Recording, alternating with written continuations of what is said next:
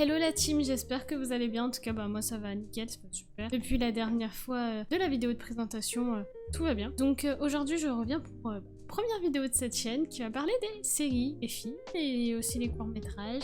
On va parler de Netflix, Disney+, et il y a du Salto aussi. Donc c'est parti, on y va. Du coup, première série. Donc c'est Pretty Little Liars. Donc Pretty Little Liars, c'est une série qui a été tournée en 2010. Il y a 7 saisons, donc 25 épisodes à peu près par saison. Donc en français, des jolies petites menteuses. Pourquoi jolies petites menteuses? Ça, on va le découvrir dans la série. C'est du coup l'histoire de Aria Spencer, Emily, Aria, Allison, normalement j'oublie personne, Anna, qui font une soirée assez alcoolisée où Allison va disparaître dans cette soirée. Et pendant un an, donc partir chacune de leur côté et on se retrouvait un an après sans aucune nouvelle du coup d'Allison. On ne sait pas si elle est morte, on ne sait pas si elle a disparu, voilà, on ne sait pas ce qui s'est passé pour Allison. Mais du coup un jour ils vont recevoir des messages mystérieux d'un certain A. Et ils vont se demander qui peut être ce A, puisque Allison n'est pas vivante, enfin, c'est ce qu'on suppose tous, et du coup elle a disparu. Donc qui est ce A et pourquoi elle connaît les secrets des filles, voilà, et pourquoi elle les fait chanter sur toute une partie de qu'est-ce qui s'est passé pour Allison, comment ils vont s'en sortir, parce qu'ils vont se faire accuser, parce qu'il y aura des meurtres. Cette série elle est pleine de suspense, de rebondissements et captivante jusqu'à la saison 6. Après j'avoue que la saison 6, 7, ça m'a pas trop parlé. Enfin c'était clairement une fin décevante. Donc c'est pour ça que je ne mets pas la note de 10 sur 10 mais de 8 sur 10 parce que pour moi il lui manque une fin convaincante en fait à cette série, une fin où on est tous en mode waouh. Voilà, c'est la fin de cette série qui est un peu dommage. Sinon, très bonne série et l'une des premières séries que j'ai regardées en étant adolescente. Passe au deuxième film.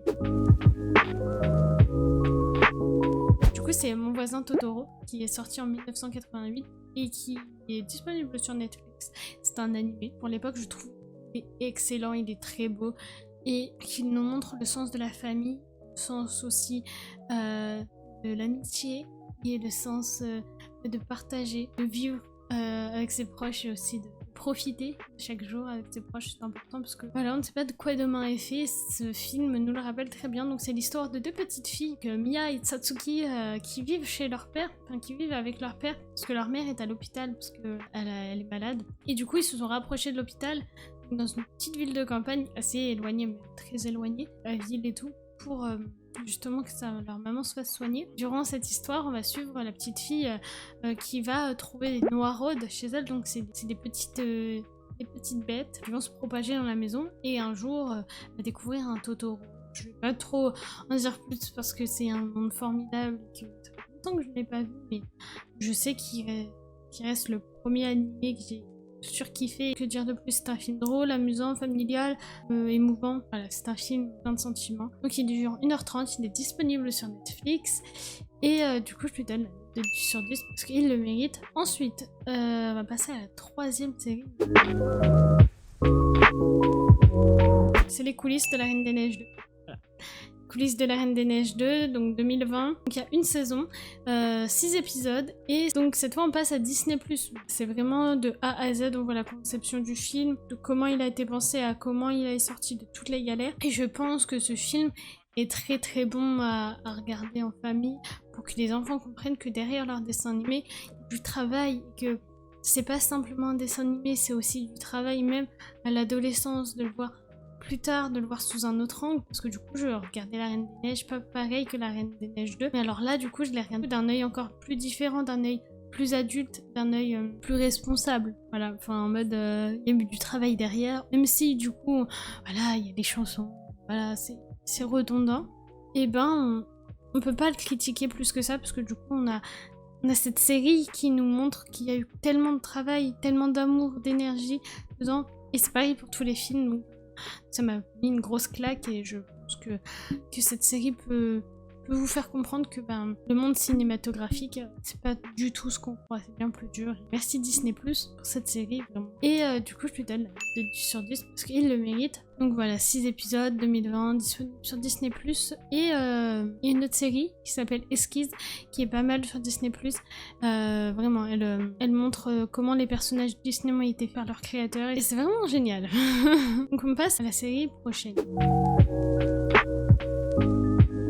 c'est 13 Reasons Why. Cette série, je voulais en parler depuis longtemps. Donc en français, 13 raisons pourquoi, qui est sortie en 2017 et qui parle de Hannah Baker, qui s'est suicidée et qui laisse derrière elle 13 cassettes. 13 cassettes avec 13 noms, 13 vies qui l'ont impactée physiquement, moralement et qui l'ont menée à cette fin tragique. Et du coup, on va découvrir pourquoi elle a fait ça et aussi découvrir les solutions de comment gérer seulement, comment gérer certaines problématiques, parce que cette série parle justement de viol, agression sexuelle, agression morale, d'agression physique, elle parle de discrimination, de racisme, elle parle de plein de sujets différents. Donc c'est vraiment très divers et varié. C'est ça que j'aime avec cette série. Elle a été créée par Selena Gomez, elle a été réalisée par Selena Gomez, mais de base c'est un livre. J'ai lu le livre aussi un peu avant de regarder la série et j'ai fait l'erreur de regarder la série avant d'avoir fini le livre, et c'est ce qu'il ne faut pas faire parce que du coup on n'a plus envie de regarder la série. Après, on va y suivre les personnages clés. Il y a Anna, du coup, c'est la fille principale dont on suit l'histoire. Il y a Clay. Clay, c'était un personnage verré qui est un peu sous le charme d'elle, mais qu'on n'osait pas lui dire. Et du coup, on verra toutes les conséquences de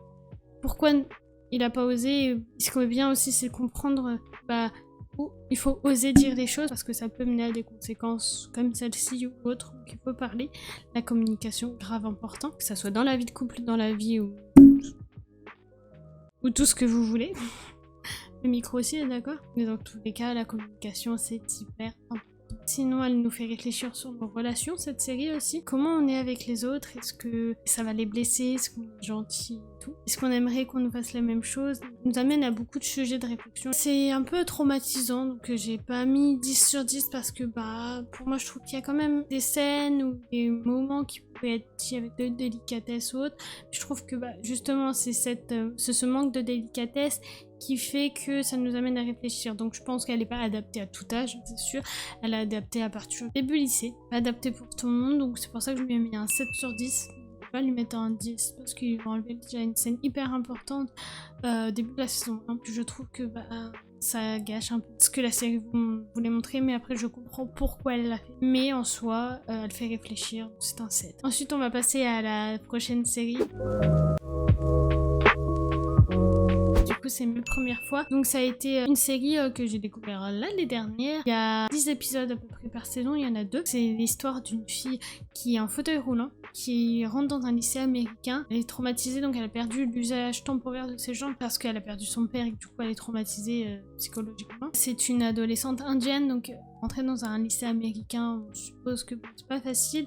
Mais en plus, elle est en fauteuil, donc c'est encore moins facile. Donc, on va suivre comment elle va s'en sortir, comment elle va se relever de tout ça. Et franchement, je trouve que c'est une série qui vaut le coup, qui est fraîche, qui est drôle, qui est plein de bons conseils. Et surtout, on voit la culture indienne et ça, j'aime les séries où on peut voir la culture des autres pays. Et c'est vraiment une série qui m'a fait réfléchir sur le fait qu'on était tous différents, que on avait tous quelque chose à s'apporter. Et franchement, la culture indienne, je kiffe. Franchement, ça m'a donné envie de découvrir la culture indienne parce qu'ils sont très famille, ils sont très plats, très costumes, et c'est juste fou comment une culture approche une famille. C'est vraiment une série complète, fraîche et qui met de bonne humeur. Donc pour ça, je lui mets un 10 sur 10. Il n'y a pas forcément grand chose à dire sur cette série. Elle est hyper bien faite. 2 saisons, malheureusement. On en veut une 3e, Netflix. On en veut une 3e. En tout cas, très très bonne série. Ensuite, on va passer à Kissing Boots, donc, qui est une saga de 3 films, d'1h30, 1h45 à peu près chaque film. Premier film 2018, dernier film 2021, qui est disponible sur Netflix et en livre aussi. J'ai commencé à lire le livre, c'est comme sur Teen Reason Why, mais je n'ai pas fini les 2 dernières pages. Du coup, j'ai pas pu lire les 2 dernières pages. Donc, c'est l'histoire d'une jeune lycéenne, Ella Evans, et son meilleur ami Lee Flynn, qui du coup rentrent au lycée ensemble. Et quand ils étaient petits, ils avaient fait une liste de plusieurs règles où dedans ils avaient écrit plusieurs choses à faire, ne pas faire, à faire en tant que meilleurs amis, parce qu'ils se sont connus tout bébé, parce que leur mère était meilleure amie. Parmi toutes ces règles, il y a une règle qui dit que les familles des meilleurs amis ne peuvent pas tomber amoureux de l'autre, sauf que Lee a un grand frère qui s'appelle Noah Flynn, qui est très beau, je vous le mettrai juste à l'écran, et qui du coup est très beau, populaire, et là était déjà tombée sous les charmes petite, mais elle s'en rendait pas compte. Un jour, ils doivent faire un stand pour les associations du lycée, ils décident de faire un stand à bisous, et du coup il faut qu'il lie Noah parce que c'est le plus populaire, donc elle va essayer de le convaincre, et il va se passer quelque chose.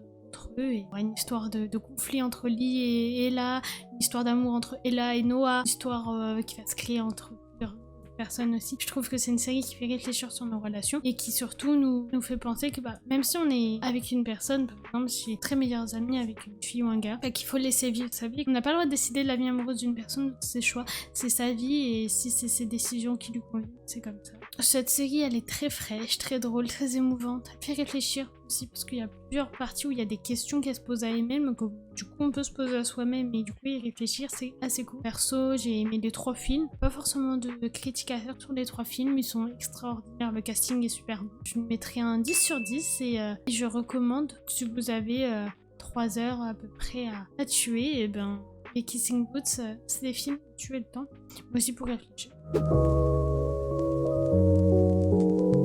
Du coup à un autre film qui est Quelqu'un de bien, disponible aussi sur Netflix et qui dure 1h45, qui est avec l'actrice de Jane the Virgin. C'est l'actrice un peu latina. Donc c'est l'histoire d'une jeune journaliste musicale qui doit déménager parce qu'elle a décroché le job de ses rêves et c'est top, on en rêve tous.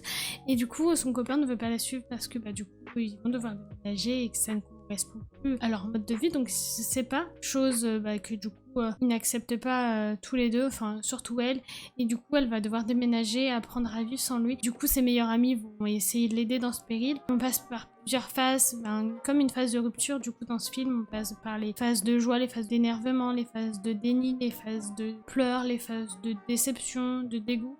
On passe par toutes ces phases et c'est génial parce que je trouve que on peut le regarder avant une rupture, c'est-à-dire en couple, on peut le regarder parce que ça nous permet de comprendre que c'est cool d'être avec quelqu'un, mais il faut pas se bloquer, que dans tous les cas, c'est nos projets avant la personne. On se fait passer toujours, bien d'accord, toujours avant la personne, parce que c'est peut-être dangereux pour soi et pour la personne. Et du coup, elle nous fait aussi rappeler que rien n'est éternel, mais qu'il faut profiter à fond des moments. Mais je trouve aussi cette série très bien, parce qu'on peut la regarder après une rupture, parce que du coup, elle nous aide à surmonter ces passages difficiles, et elle nous redonne un coup de boost en fait. Et surtout que c'était normal de passer par ces étapes. Franchement 10 sur 10 et elle est drôle mais aussi elle est triste, mais aussi elle est passionnante, il y a trop de mots pour la décrire.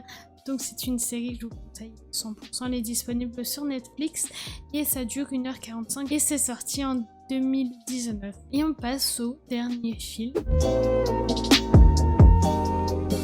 qui est Before I Fall. Donc j'ai lu le livre aussi avant. Je lis beaucoup les livres avant, mais je vous ferai une vidéo je pense dessus. Si tous les livres sous la main, je vous ferai une vidéo avec les livres, c'est plus parlant. Donc c'est l'histoire d'une élève populaire qui a de la classe et tout, et qui un jour va revivre la même journée, son accident sans cesse. En fait, jusqu'à temps qu'elle comprenne qu'il faut qu'elle change certains petits détails, petits comportements pour qu'elle revive. Et en fait, dans cette série, ce qui est bien, c'est qu'elle va se rendre compte qu'elle a été méchante avec des gens, qu'elle a harcelé des gens, elle a poussé des gens à se faire du mal, qu'elle a perdu des gens à cause de certains trucs qu'elle a dit. Et moi, elle m'a fait réfléchir sur le fait que je pouvais blesser des gens, je pouvais aussi changer la vie des gens. Ça dépendait tout de mon comportement, de ce que j'allais dire. C'est top, je remercie cette série pour ça. Donc je l'ai adoré, j'ai adoré le livre, c'est avant tout le livre que j'ai lu, et j'ai adoré le film. Du coup, ce film, je lui mets un 10 sur 10, et je conseille à tout le monde de le regarder parce qu'il est intriguant, mais à la fois du suspense et il est beau. Mais il est plus qu'intriguant en fait, on a envie de comprendre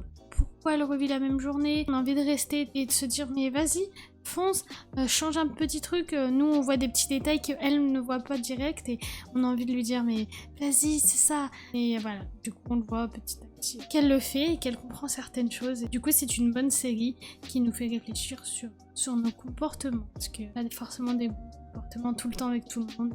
S'en apercevoir c'est bien et agir c'est mieux. On va terminer dessus parce que c'était un film que j'avais juste adoré.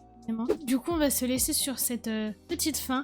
En tout cas je reviendrai très vite avec ce genre de vidéo. J'espère que ça vous a plu. N'oubliez pas d'activer la cloche en bas, les notifications, les pouces, le blabla de YouTube, hein. On se connaît. Donc on n'oublie pas tout ça. Et puis on se donne rendez-vous pour une prochaine vidéo dans pas longtemps, et avec de la good vibes et de la bonne humeur surtout. Et puis je vous embrasse très fort et je vous aime. Love.